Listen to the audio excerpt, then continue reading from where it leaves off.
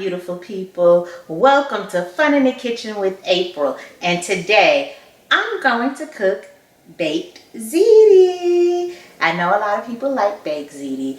And I've been asked to make like spaghetti and stuff like that. But I'm going to do baked ziti today. Maybe next time I'll do spaghetti. But it's basically like you kind of start out the same way. Okay, so we'll get to it in a second.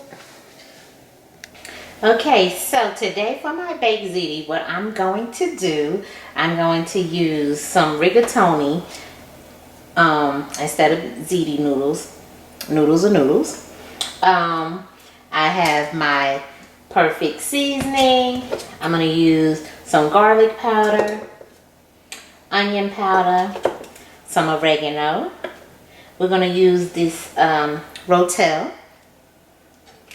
some pasta sauce.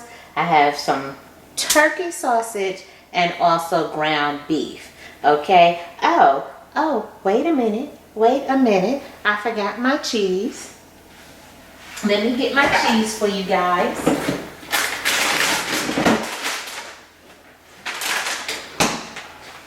And we are going to use mozzarella cheese.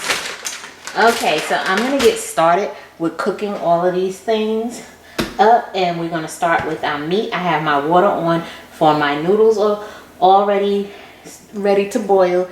And remember, when we cook our noodles, you want your noodles to be al dente, okay? So that means you don't want them too undercooked and you don't want them too soft, because you're going to put them in the oven and they're going to cook some more. So you want them to have a little bit of firmness left to them. So we'll probably cook these for about 12 minutes, but always follow the directions that's on the box for cooking your any pasta noodles that you have, because that's the manufacturer's directions, and it'll tell you just how long their noodles are supposed to be cooked. So these are about 12 minutes. Okay.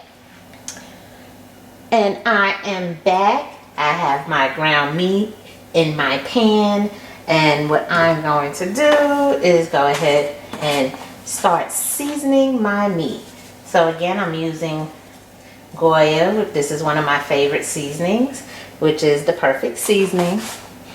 And I like to get all of that nice flavor in there. This has the garlic and onion and all kind of flavors in here, parsley and oregano, just everything you can think of it has in it, and I really like it. And as you can see, I didn't bother chopping up anything today. I'm a little tired, so that's why I have my Rotel can of tomatoes that I'm going to put in, tomatoes and peppers, because I just did not feel like chopping anything up. And this is my onion powder, and this is my garlic powder gonna put in here. And yes, the perfect seasoning has garlic in it. All this garlic powder is going to do is enhance our flavors.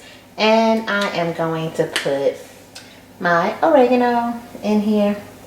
Oregano smells so good. I hope you guys like oregano. I like oregano. It really makes your dish taste Italian, you know. But we're just gonna do our thing. We're gonna let this cook up, and we're gonna make ziti April's way. Okay, this is what I like.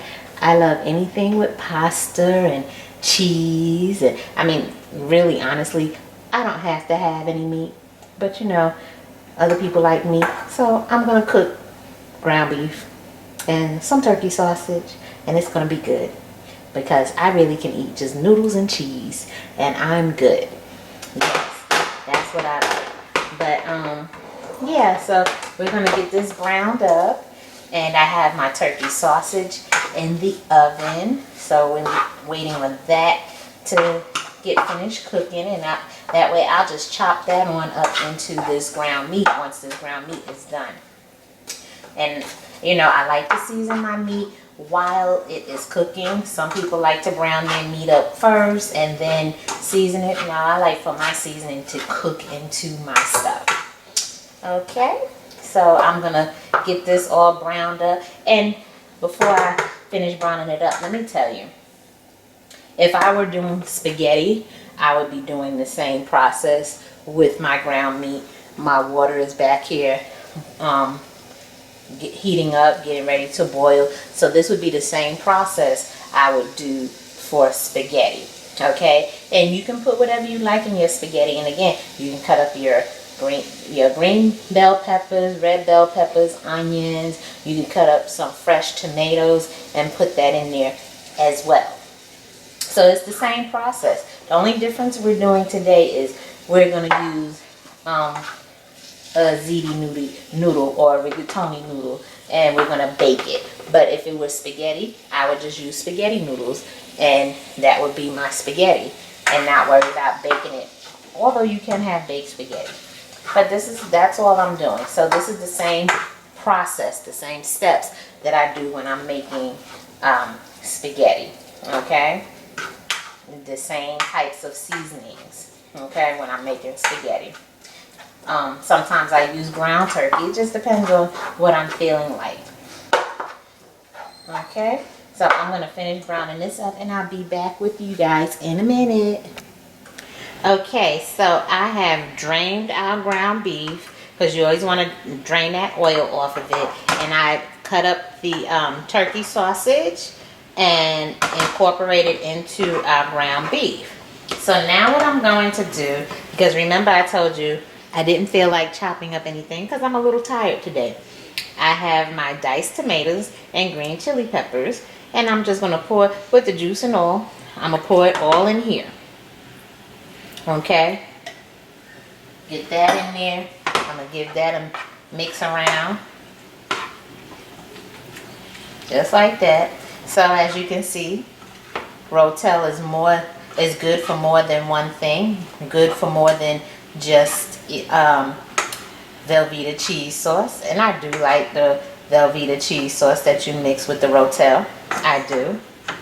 Now I'm going to go ahead and mix in my jar of tomato sauce. So, and if I need more, I'll just go ahead and add some more. Yep, if I need more sauce, which I probably will. And I'm gonna just mix that up, just like that. And again, this is typically how I would make my my spaghetti. This is how I make my sauce, and then I would just, boil my spaghetti noodles. Put them, once they're boiled and drained and everything, put them on a plate and then add my sauce to it. And that's all. Okay, so I need more sauce. Oh, there's a lot of sauce in here I need to get out. Yep, and that's all I'm doing. Mixing this sauce up. Okay, and then I am going to bring this over into my my pan of noodles. My pot of noodles, and I'm going to mix the sauce into the noodles. And again, like I said, I'm probably going to have to add more sauce, which is fine. I'm fine with that, with adding more sauce. Give me a second. Okay, so I have more sauce, and I'm just going to add more sauce in there because I really don't want my ziti to come out dry. So I'm just adding more sauce to this. And then what I'm going to do is transfer all of this into this pan I have. And I'm going to do that now. And then I'm going to add my cheese in there. Okay, so that's what we're doing. And as you can see, I have it nice and saucy, but you never know. You may need a little bit more. I know my husband likes to have a lot of sauce. I don't typically like a lot of sauce in my dish, but if it looks dry, I'll go ahead and add the sauce, more sauce in there. And there we go. I know I made a bit of a mess. Okay, so I have my mixture of meat sauce and noodles and everything in here. Now what I want to do I do want to add a little bit more seasoning. Sorry for reaching across the camera. But I do want to add a little bit more seasoning. So I'm just going to add a little bit more. And also add some more oregano. Give it that real Italian taste with the oregano. There we go. And I'm going to mix this up. And see, this is really simple. And I'm doing this before I add the cheese in. And of course, when I add the cheese in, I'll mix the cheese up too in there. So there we go. But it looks like I have a good amount of sauce in here. So I might be okay. Okay, let me get the cheese.